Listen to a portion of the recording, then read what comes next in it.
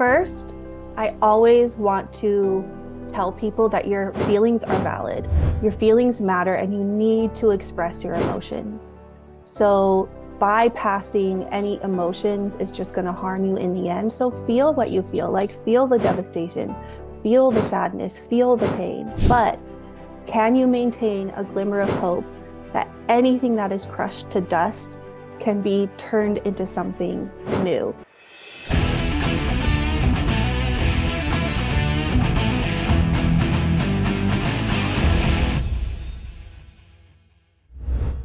Hey there, it's Amberly. Thank you for tuning in to True Grit and Grace. I have someone so special on the show today, someone I love with all my heart. Gabi Kelley is with us.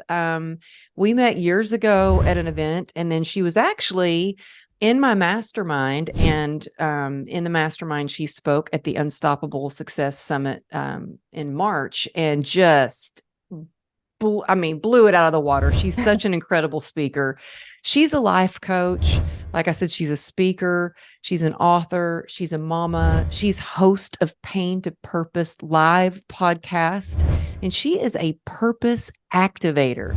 She's healed her own trauma and she's passionate about helping others do the same so they can really reignite their dreams and have the life they've always imagined, even when things don't go as planned. And so I am so happy to have you here, Gabi. Thank you for being on the show. Oh my goodness. I just love you so much. I'm so thrilled to be here. Thank you for having me, Amberly. Oh my goodness. Well, you're amazing. And I just have to say also, I will never forget the time that, it was when my dad passed away.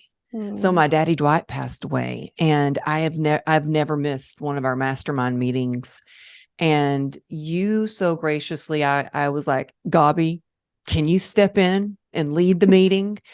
And you put together such a beautiful presentation virtually.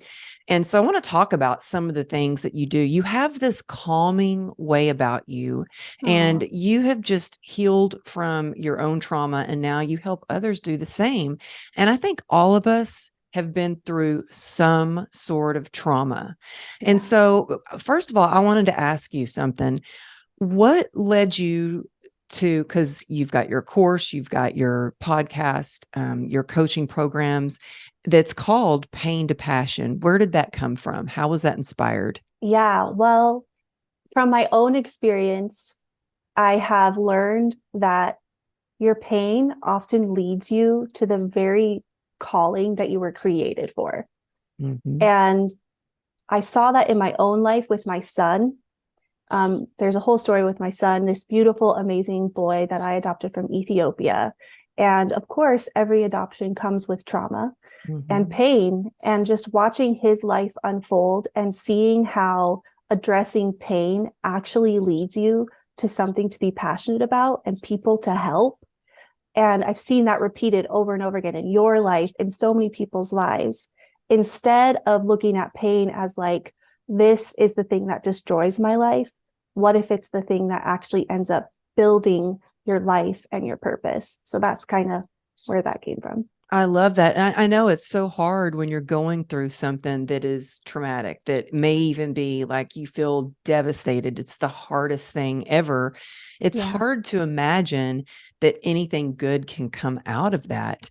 So what would you just say to someone who is going through a struggle right now, who's going through a hard time, to get to start to focus on the pain not necessarily being a bad thing, but leading to your purpose and good things? How would they start to really kind of shift their perspective on that? Yeah, well, first, I always want to tell people that your feelings are valid. Your feelings matter and you need to express your emotions. So bypassing any emotions is just going to harm you in the end. So feel what you feel, like feel the devastation, feel the sadness, feel the pain.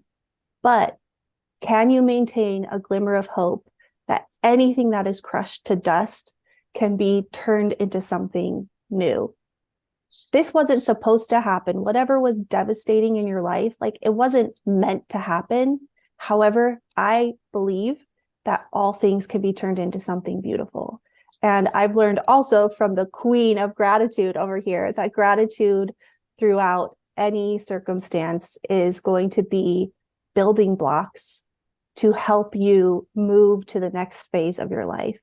So always looking around to find something to be grateful for, something to smile about, and look for people who inspire you, who have been through crap. Like, Yeah. seriously, if there's someone else who's been through what you've been through and they've come out the other side, follow those people, read their story, look at what's happened in their life, and believe that the same can happen for you, because it can. Oh, I love that. Yeah, it's so important to know, to have that faith, Mm-hmm. and hope, and having positive people around you, and the gratitude. It's that, to me, that's medicine. I mean, I have a Mm-hmm. gratitude practice, and I know it's not always easy to practice gratitude when you're in the middle of something that's really hard, but if you get into the practice of it, and I have a group of ladies, we call ourselves the God Squad, and we use an app, and I wrote down my 10 things that I'm grateful for. Just this morning, it's part of my morning routine. Sometimes it becomes an afternoon routine, but I do it every single day. And then also I can go back sometimes and read those things because it saves them in my phone and I can read it. Um, so yeah, I think that's really important. And I think we all need so much hope right now with what's going on Mm-hmm. in the world. There's a lot going Yeah. on. And I mean, I know even as an entrepreneur, I mean, right before we started recording, I was like, man, life is lifey. If you could Yeah. see my desk, it is just, it's crazy over here. And in fact, I woke up, my husband's retired. He sleeps in. And I woke up the other day and he was sitting straight up on the couch, just staring into space. And I was like, Oh my what are goodness. you doing? What is going on? And he's like, I'm really worried about you. Like, I don't know how you're going to do all Oh. this that you have planned. I just signed a book deal and I've got deadlines for it. And he's like, I just don't know how you're going to do it, you know? And I'm like, oh my gosh, I need to be around the positive. I mean, I love that he cares about me, but I'm like, I need to get around people who are like, oh, Amberly, you got this. You got it. And so I Yeah. love that you say, look for people who have been through similar things, who've Mm-hmm. achieved and reached that goal that you're striving for. And so I think that's really important. Who are some of the people that inspire you? Well, without sounding too cheesy and 100% honest, you Oh, inspire me. I love that. You're very inspiring, and I've seen you go through a lot of hard things, and I've seen you come out on the other side. So being around people like you is extremely encouraging when you're going through stuff. Mhm. My son, honestly, Mm. like, he's been through more in his little life than most people experience in a lifetime. And he's the coolest. Like, he's so bright, so shiny, so hopeful. And if he can, like, I can. So my kids really do legitimately inspire me every day. There's a lot of people in the world that inspire me, but they're my up close and personal inspiration on the daily. Well, let's talk about your son. What Yeah. was it that made you decide to adopt a son from Ethiopia? Well, I honestly never thought that I would have a biological child. It just was never like a goal of mine. I guess I wasn't like the norm of girls who think about, let's get married and then have a kid. That wasn't me. I always knew I wanted to adopt, though. That Really? was Like always from a on my young heart. age? Yeah, from like 8 years old. Isn't that interesting? Yeah. I Yeah, think it's we pretty do a lot of cool. times know at a young age. Yeah. Yeah, and So, I have to say something really quick on the way to yeah, go school ahead. today. So, I've got two daughters. My oldest is like so focused on medical school. She's at Yale and Hmm. she's just, God bless her, she works her butt off and she's like, I don't Amazing. think I'm ever having any kids. And Ruby is like, I am never having kids. Like kids are just, they're a pain. They need so much and blah blah blah. So I was like, oh man, I'm not going to have any grandkids. Well, on the way to school today, Ruby goes, Mama, if I have a little girl, I think I'd name her Portia. That's a cool name. And I'm like, ooh, Aw. maybe she will. Maybe I'll have grandkids someday, There's something there. There's something there. But yeah, so what was that process like when you went to adopt him? Yeah, I mean, international adoptions are lengthy, they're expensive. How long did it take? It took us 2.5 years from start to finish. Wow. Yes. Wow. Yes. And he came home at 15 months. So he was Wow. 15 months old. And what everyone was telling us was that, he's so young, he's not going to remember anything.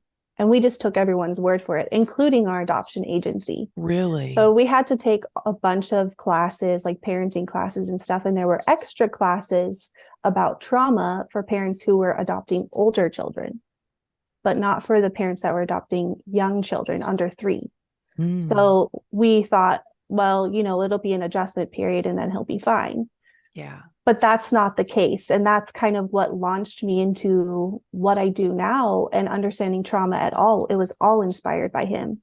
I Wow. learned quickly that if you have any kind of attachment trauma between the ages of birth and 3 years old, it's actually way more difficult to repair than if you have attachment trauma after 3 years old.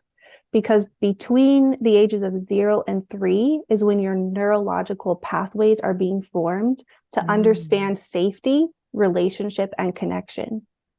So, because he had disrupted attachment repeatedly, and his story is his story to tell, but of course, there was disrupted attachment with his mother, with his caregivers, and then he came to us. We were the fourth place that he lived in his 15 months of life. wow. His whole view of the world was backwards from most of us who have an attachment immediately and early.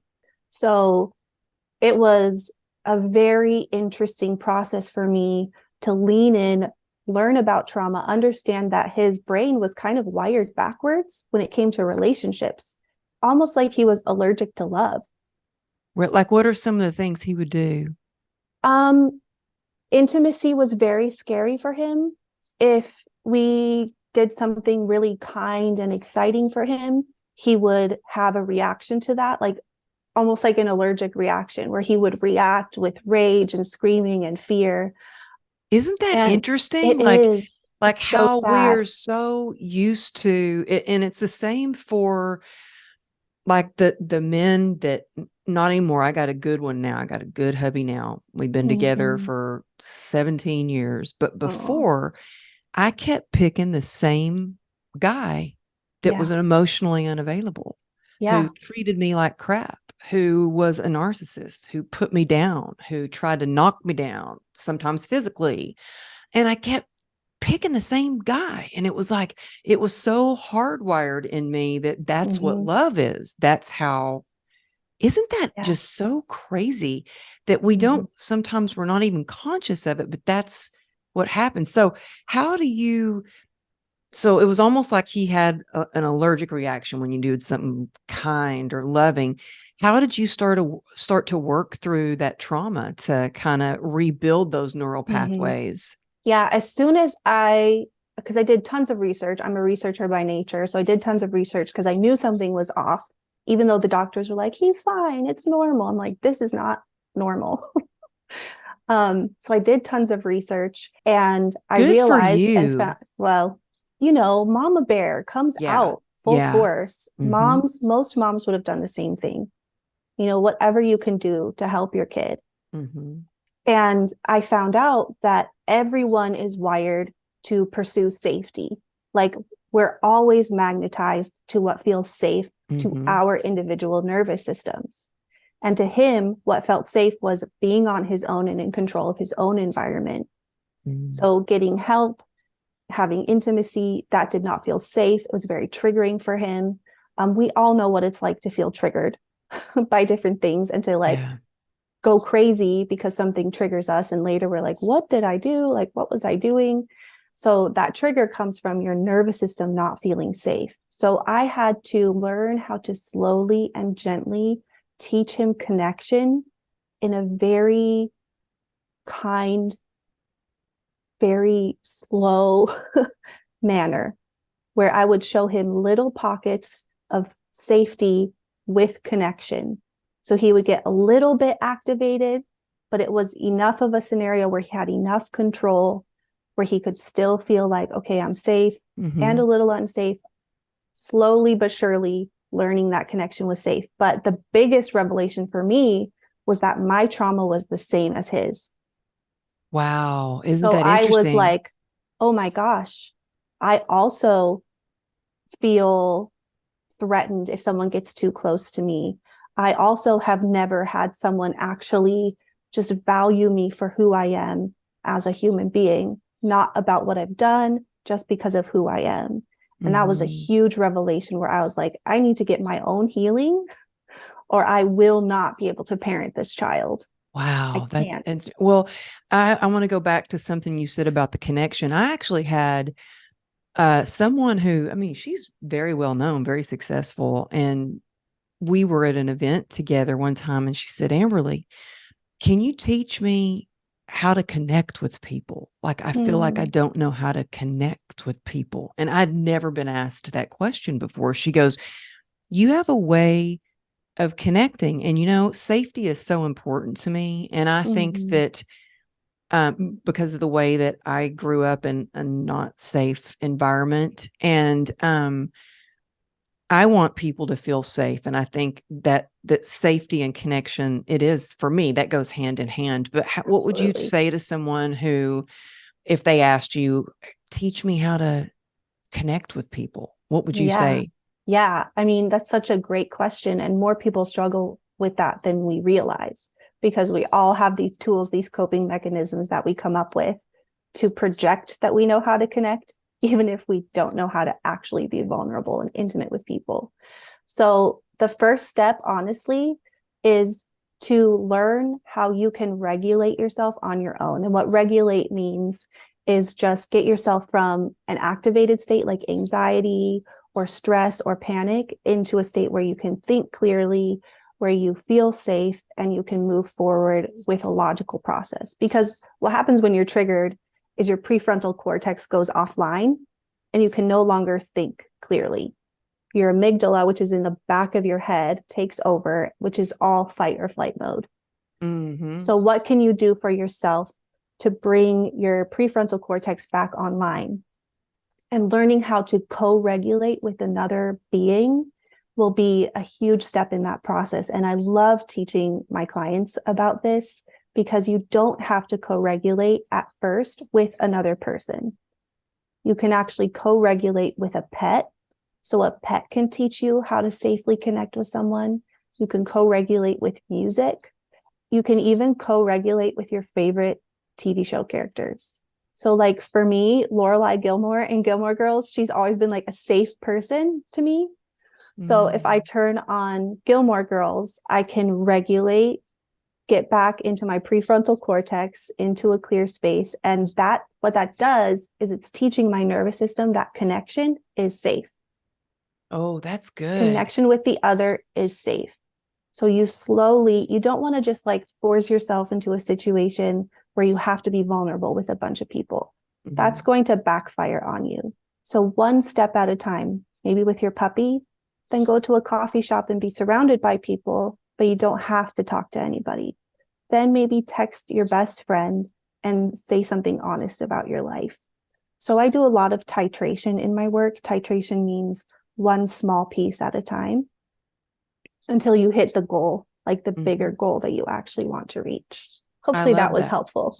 Yeah, it's helpful. And I want to go back to something. It's actually a question that I had on my list to ask you about anxiety. Like, how do Mm, you soothe your nervous system or calm anxiety? I mean, because I don't know. I mean, we know each other so well, and you're like a sister to me, but I don't know if you knew that I had a panic attack and it was a wake up call for me. mm, This is a few years ago. I didn't know what it was, and I yeah. thought I was dying, and Mm-hmm.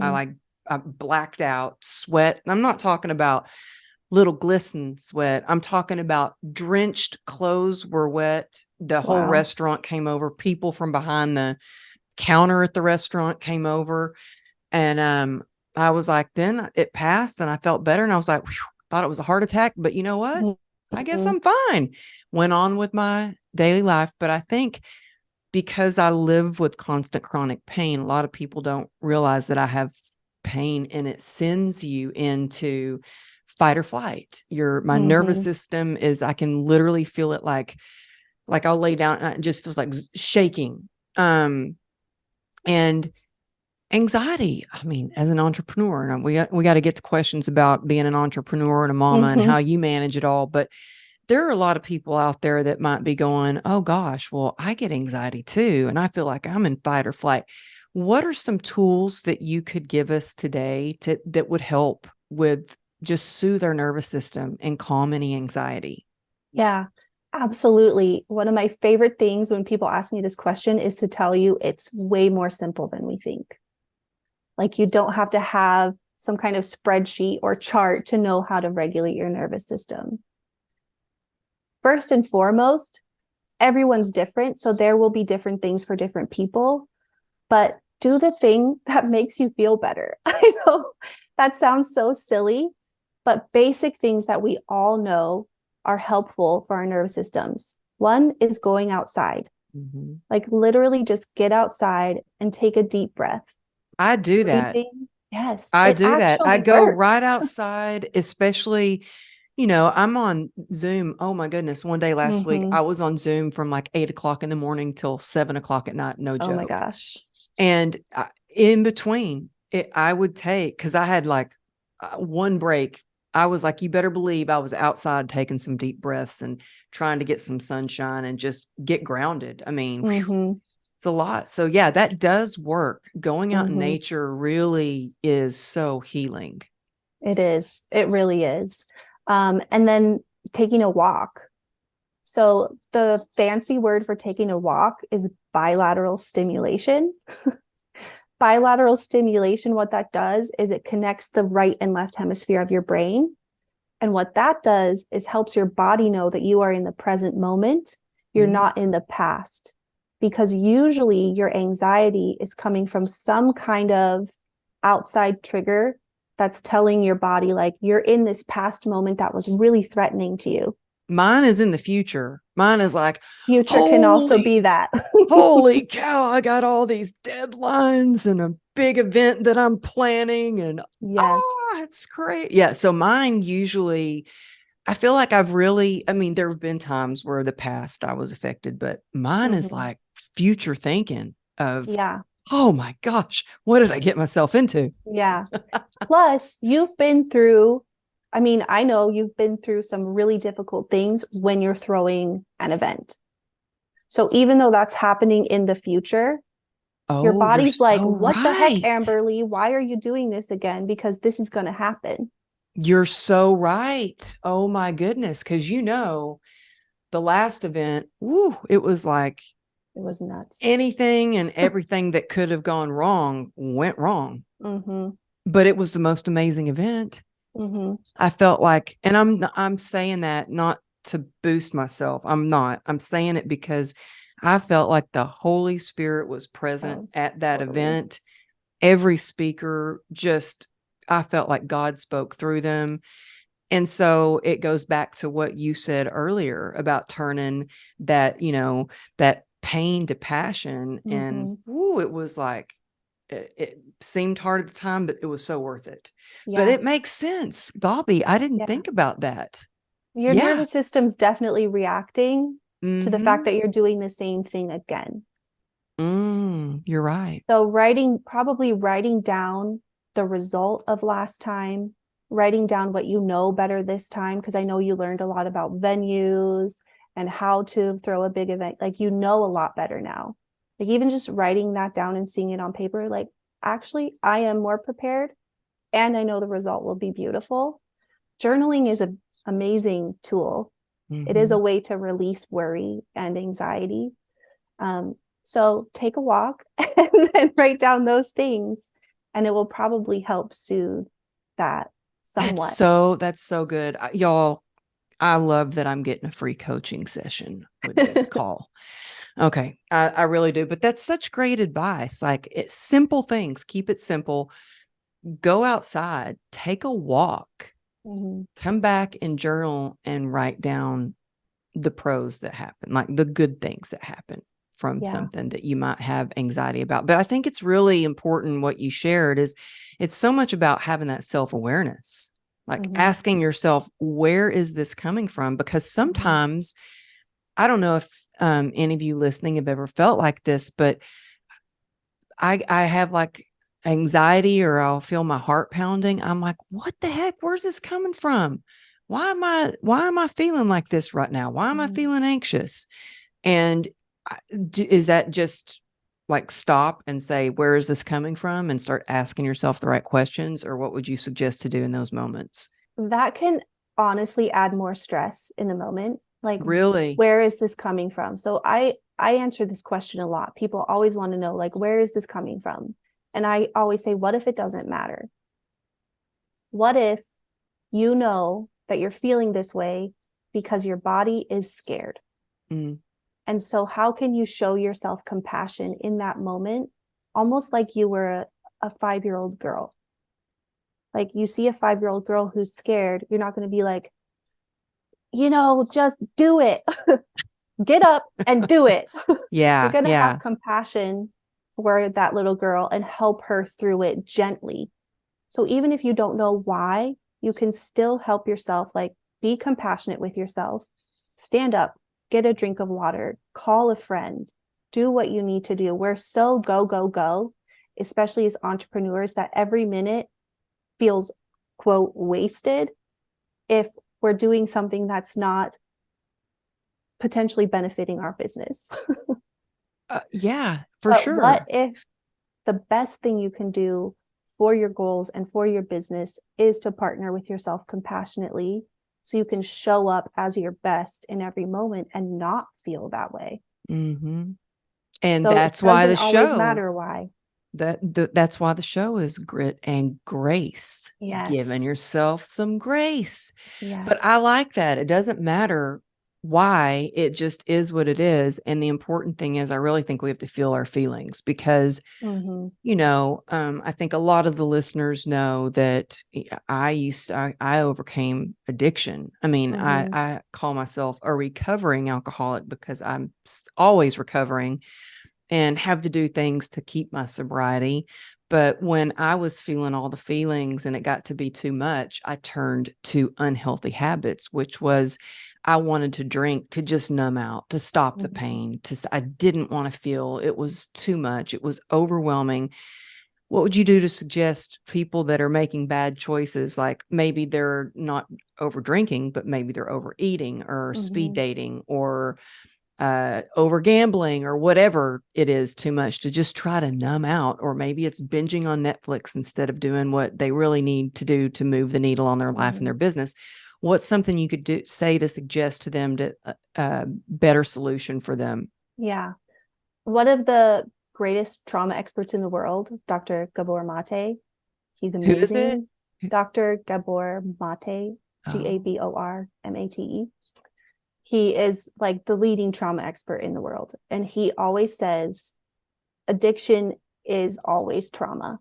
I believe that. So I've heard that. understanding, yeah, that's the first step. So that's where Hmm. we do start to do story work. So when you're trying to calm something in the moment and activation, you don't always have to know where it's coming from. But if you have a deep-seated addiction or something you're really struggling with, that's where we start to do story work with That's your good. timeline and your story, because that will start to show you, like, where did this come from? What is the pain I'm actually feeling? And where is the grief that I haven't grieved? Because Hmm. oftentimes it's grief that hasn't been grieved that causes us to need to numb out, because it's always there. It's going to stay there until you express it. But if you don't know where it's coming from or why, how can you express it? So those are the kinds of things where, even with my clients, I start to do story work. And what happened in your life? What can we look at the different patterns in your life that led to this moment? What pain occurred that your nervous system is trying to keep you safe, like we've talked about all along. And the only way you found to stay safe is this addiction or that addiction. Giving So it good. up without any knowledge just ushers you into threat constantly. Hmm. you don't want to do that either. Yeah, yeah, It's for not sure. sustainable. And the 12 steps, we call it take an inventory, and it's where you sit with your sponsor or someone, that you feel safe with, Mhm. and you share all your deepest, darkest secrets and Mhm. all the things that you've done wrong, or have been wronged to you. Like, I don't even know if that's correct English. But anyway, you take inventory of all those things, and Yeah. you share things that you maybe have never shared with someone else. And let me tell you, it is a tough process, Yeah. but it is so healing when Yeah. you finally let that rise to the surface and you express Mhm. it. Yeah. To be held in a safe space when you reveal your biggest shame is probably one of the most healing things that you can experience. Yeah, because shame is, oh, it's the word, it's heavy. It It's is. heavy. And a lot of times, with addiction, so it's this cycle of you have so much shame, you have so Mm. much pain. So you drink to not feel those things. And then you wake up and it's doubled because Mhm. you have shame for drinking or whatever you did to try to numb out the pain. And so you do it again, and it becomes this cycle until you Mhm. can break it. How do you suggest people break a cycle or a pattern? They keep finding themselves in the same situation and they're like, well, crap, thought I did the work and I seem to be picking the same guy that's treating me like crap. I think my picker's broken. Yep. What do you do to break that cycle? Yep. Well, it's not like an overnight fix. Yeah, for sure. Let's just Healing put that isn't. out there. No, Yeah. healing is a process and it's a privilege. Those of us who have the ability to engage in our healing are honestly very privileged. So it's hard, but it's worth it. I would say my addiction was codependency. Like I was the same. Every relationship I chose in my life, it's like it was someone who needed me for what I could do. And then when I didn't show up the exact way that they wanted me to, then they would come after me. They'd hurt me like over and over and over and over again. Mm.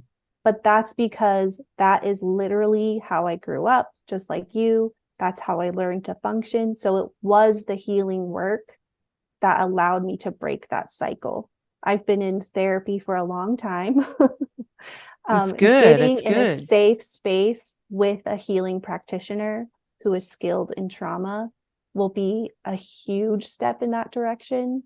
And also filling your life with good things and good people, having So community, important.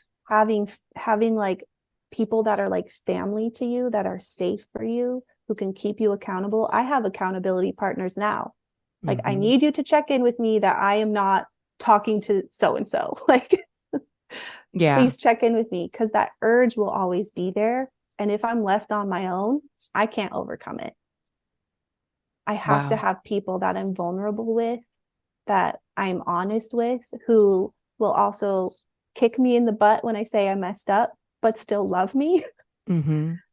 That's really been the thing that's kept me in a space where I know I can move forward in a healthy way. Yeah, it's so important. I'm so glad you brought that up because for me, community and connection is the only way that I can thrive because Mm-hmm. I need that accountability too. So, I mean, whether you're staying sober, like I've got my sober sisters, I go to meetings, or whether you're an entrepreneur, that is why I started my mastermind. That it Yeah. is so we can help guide each other and support each other and cheer each other on.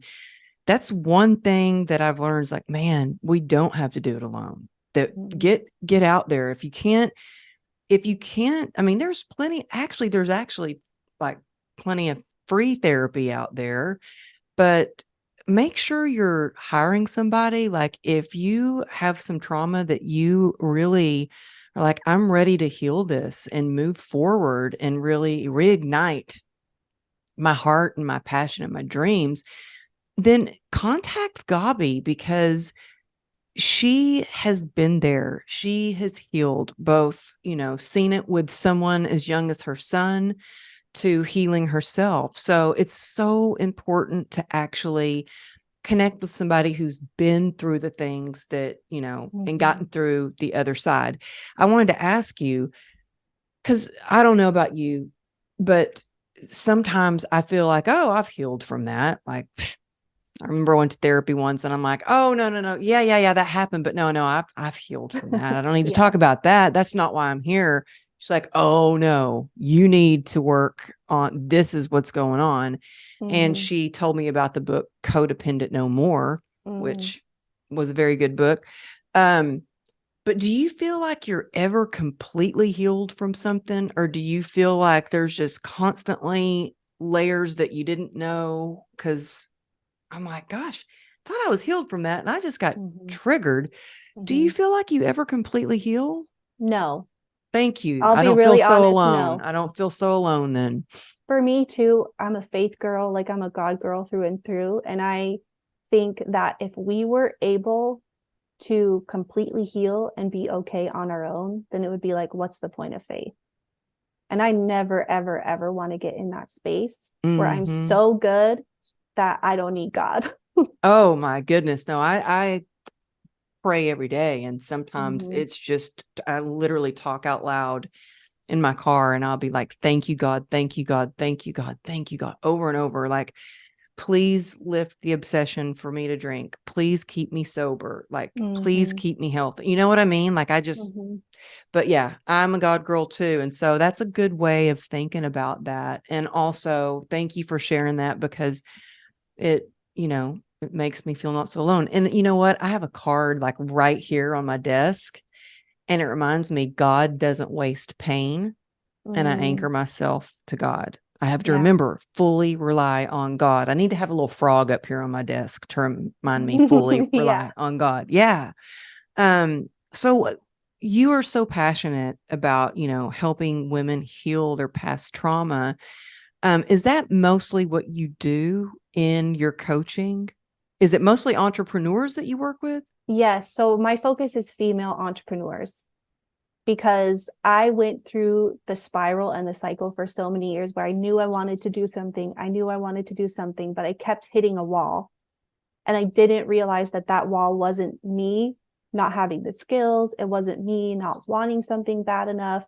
It was me having trauma that needed to be healed so that I could move through those barriers or those glass ceilings, however you want to think about it, and not be activated and be able to level up and not get stuck. So that's my Well, passion. I love it. You have this one quote that I love, and it's so powerful. You say, when you heal, you begin to believe in yourself. When you believe in yourself, the limitations you used to have begin to disappear. Mm-hmm. So you're not stuck. You don't have this ceiling. Yes. You have freedom. Yes, freedom. That is the key word. I got freedom tattooed on my wrist Oh, 11 I years ago. forgot about that. That's right. Yeah. Well, I think that's what we all ultimately want, Mm-hmm. is freedom. To me, that's the definition of success, is the freedom to do the things that we love with the people that we love, Yes. and have the freedom to do those things. Yes. I'm very passionate about women, especially being liberated to walk into their purpose. Like, I don't care where you are in the world, who you have a purpose inside of you. And so, from the impoverished woman on the other side of the world, because I've been able to work all over the world with different kinds of people, she has a dream. And I'm Mm-hmm. passionate about her being set free to live out her dream, just like Mm-hmm. I am passionate about a 7-figure entrepreneur who feels stuck, isolated, lonely, and full of shame, also to be set free so that she can live fully into her potential as well. Like, this is what changes the world, is being set free. Yeah. Yeah. Well, if you have someone that comes up to you and says, well, I don't know what my purpose is, how do you Mm-hmm. help them find their purpose? Yeah, we have a lot of work that we do together, me and my clients, with that, where the first thing I love to do is have people write a list, what makes you feel alive. Mm, So write a list of like every little thing you can think of that makes you feel alive. The first time I did this, it was like purple hair, high top shoes, foreign languages, close friendships, international politics. So everything from like small to large. I'm writing this down. I love this Awesome. because I always ask to find your purpose. Like every time I changed careers, I'm like, well, what brings me joy? What do I love to do? Mm-hmm. But I like how you say, what makes you feel alive? Yeah. That's so Yeah. good. My Yeah. favorite quote of all time is "The glory of God is man fully alive" by Saint Irenaeus. And so for most of my life, I've thought, what does that mean? What does that actually mean to be fully alive? And why does it bring God glory? Um, so really thinking about what lights your heart up. You might think it's normal. Everybody gets excited about this, right? No, like you're unique and there's a reason why those specific things are woven into your personality, into your soul. The other You thing that I ask is what makes you angry? really? Yeah. Because if you know what makes you angry, you know what you want to fight for and fight against. Mm. And those two things combined can be very Oh, clarifying. that's so good. I swear I'm getting a free coaching session today. Thank you, Gabi. This is You're amazing. welcome. No, but what makes you angry? And you know what? I thought about that when you said that. What makes me angry? I really, really get angry and annoyed to be around negative people, to Mm-hmm. negativity when they're not coachable. The glass is always half empty. It Mm-hmm. drives me insane. Like it literally like sucks the energy out of me or Yeah. makes me want to punch a wall. Mm-hmm. And that's why my next book is all about joy, finding joy through the Ooh, journey. I'm so excited. Yeah, I'm That's excited, but awesome. I love that. I got to write that down too. What makes you Yeah. angry? So, what makes you feel alive? Mm-hmm. What makes you angry? Mm-hmm. Anything else? Well, look at those two lists and see where they line up. So for me, one thing that makes me really angry is people not having access to opportunity. That makes me really angry because, like I said, everyone is created for a purpose. And so if you Yeah. don't have access to opportunity, how can you ever fulfill your purpose? Mhm. So, what makes me feel alive is creating connections with people from all over the place. So, bringing those two together is like, oh, I can help women be set free to live their purpose in You're so community. amazing. Oh, you're so sweet. You're I amazing. love you. You are so amazing, all the work that you do. You're Thank you, amazing. friend. Thank you. You're amazing. Y'all got to check her out on Instagram as well, because you have videos of like when you adopted your son and the people Mm-hmm. that you connect with all over the world and Mm-hmm. amazing quotes and also your podcast, Mm-hmm. all the things. And I was fortunate enough, I got to be on your podcast. I was so happy. Yeah, Yeah. I was the fortunate one. Oh, I just want to, do you have time for a couple more questions? Yeah, for sure. Okay. Okay. So also speaking of your social media, I love, following you and learning from you. You're amazing. And you had this one post a while back. It's been a while. I'm not sure how long ago, but you talk about the truth about procrastination. Yeah. And you know what, Gabi? I don't know what it is, but there are sometimes I procrastinate. And then at the last minute, I feel like this adrenaline rush. And I feel like I'm an adrenaline junkie. Like I love adrenaline. And like last minute, I'm like, see, I knew I'd get that done. Here it is. But why do I procrastinate and do that to myself? What's the truth about Hmm. procrastination? Yeah, Tell I us. love this question. Well, first of all, welcome to the ADHD Brain Club. Right. You know It's what? real. I just told my husband last night in bed. I was like, well, I had those test results that came back and they said after, I mean, I did blood work, spit, saliva test questions, and they're like, oh yeah, you've got the genetics. Your genealogy is ADHD. Like, Mhm. and it explains a lot of how Mhm. I work, how I have to write everything down, the procrastination, the getting distracted. Oh Mhm. my goodness. I don't know if any of y'all listening have ever been down the rabbit hole on social media. Sometimes I'm just like, what, why am I looking at cute little furry bunny rabbits? I'm supposed to be posting something right now. You know what I mean? Yes. So that is part of it. Procrastination is part of like the ADHD. Oh, yeah, for sure. But also, and people don't talk about this a lot, but trauma and ADHD are comorbid. So Really? often ADHD is an adaptation to childhood trauma.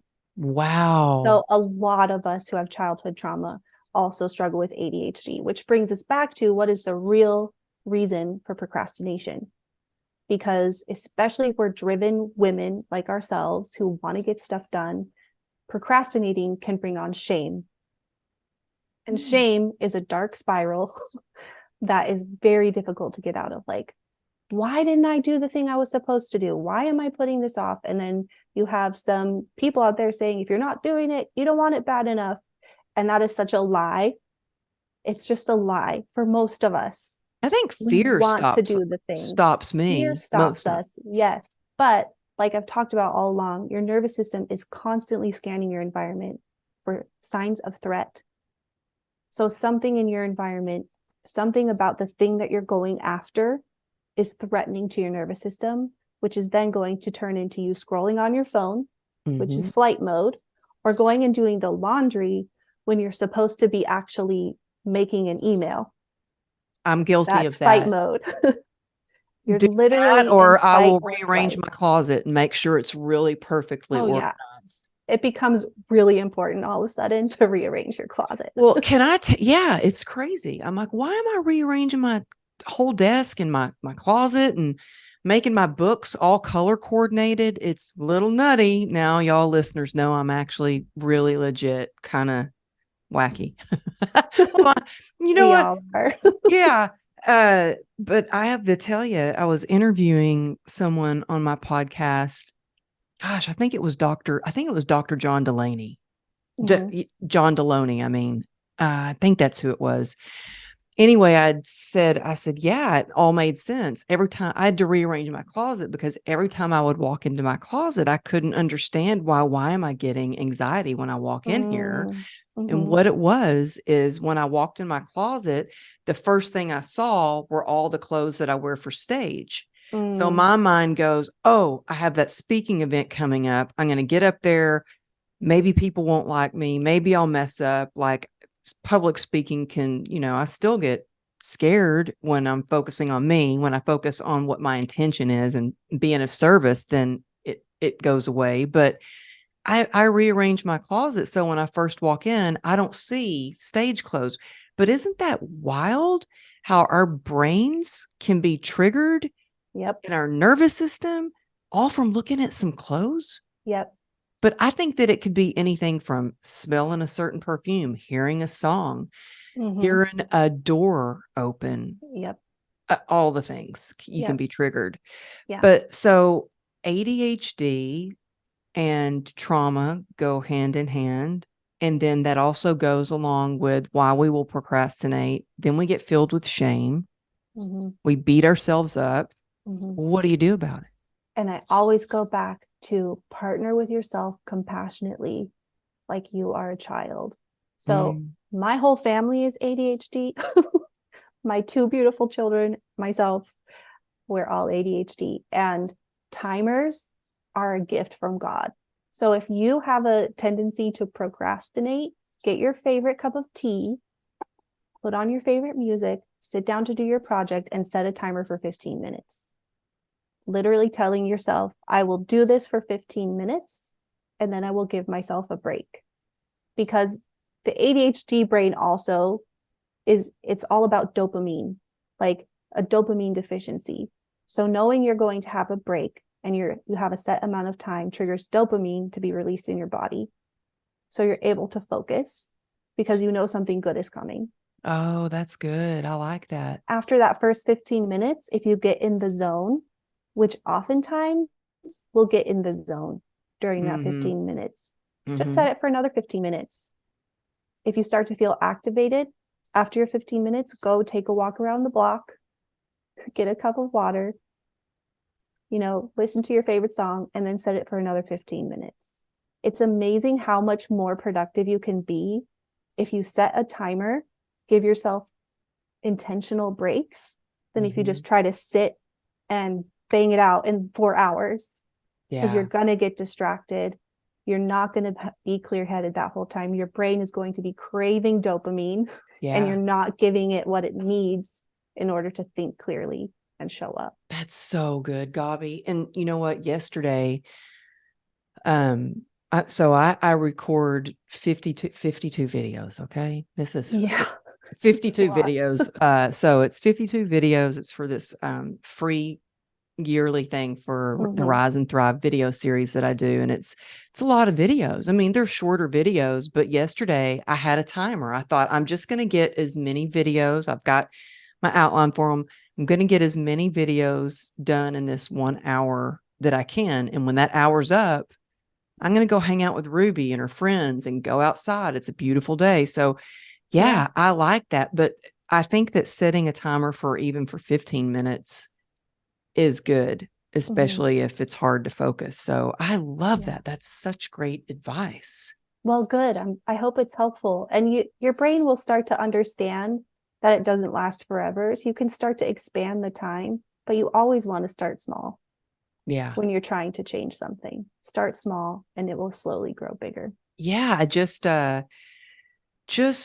was talking about that in one of my videos actually yesterday, about like, if it feels like you're stuck, or if it feels like your goal is like, oh, that's just too much, to break it down into baby steps. And that's exactly what you've just described.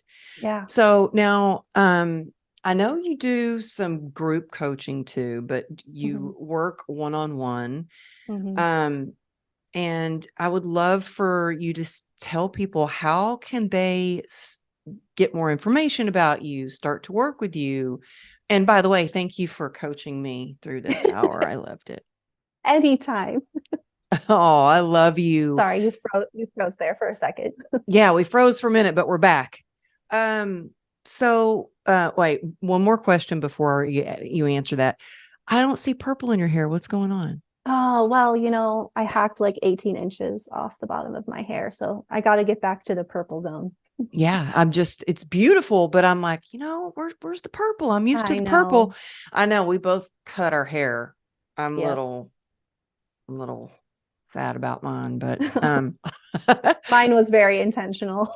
Yours was intentional. And I have so many other questions. We'll have to come back on the show again, but you're going through major life transition, and you just shared on your social media that you're going through a divorce, and I appreciate your transparency with that. And I was a single mom for years, and I know it wasn't easy. And I cut my hair to here when I went through my divorce, dyed it jet black, and had bangs.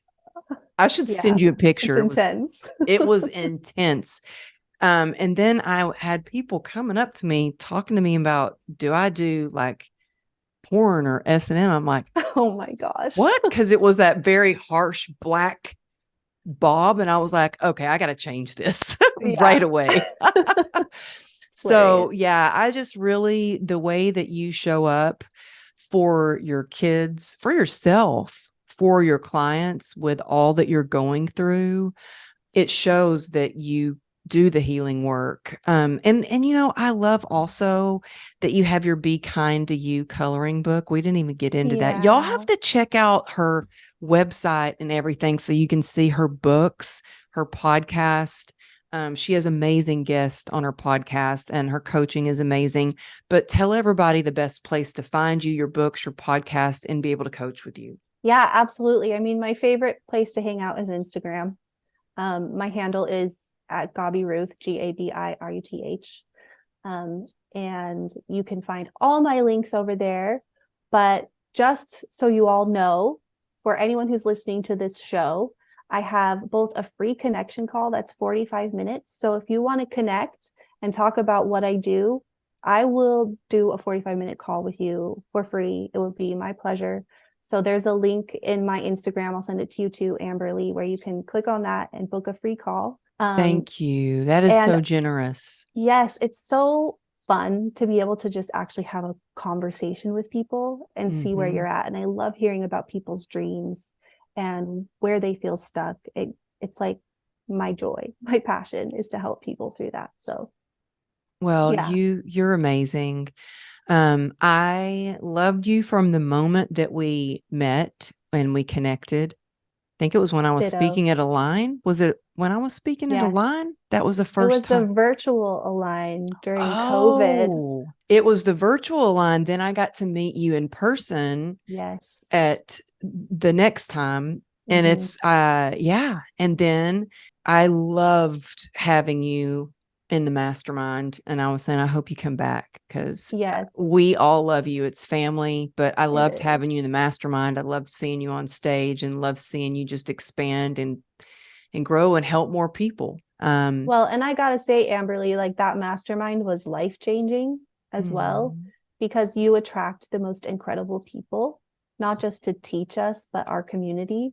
Like those are the girls that are my lifeline right now Oh, through good. everything that I'm walking through. I'm like, wow, what would I have done without the mastermind? And it Oh, was the best experience. Highly recommend. thank you. Thank you. Well, it is an amazing group of women, I have to say. Mm-hmm. And it's funny, every guest speaker that we have that comes to talk to the group, they always call me afterwards and they're like, oh my gosh, I've never spoken to a group that was like that. They're so alive and so, I mean, energetic and so supportive. I'm like, oh yeah, they're magic. They're my Yeah, family. Yeah. absolutely. Yeah, Yeah. it's super cool.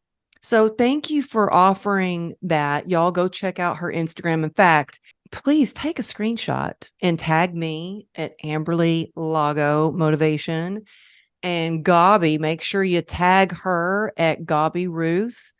And when I see that, I always share it in my story. And I appreciate y'all listening so much because of you, it's because of you, you've made this a top 1% podcast. So thank you, thank you, thank you for subscribing and listening and downloading the episodes. It means the world. But yeah, share on your Instagram. And when I see that, I always share it in mine. But Gabi, thank you so much for taking the time to be on the show. I love you. And you are changing so many lives in such the best way possible and helping so many people. So thank you. Thank you, my friend. I absolutely adore you. Oh, love you. And y'all, thank you for tuning in. We will see you next week.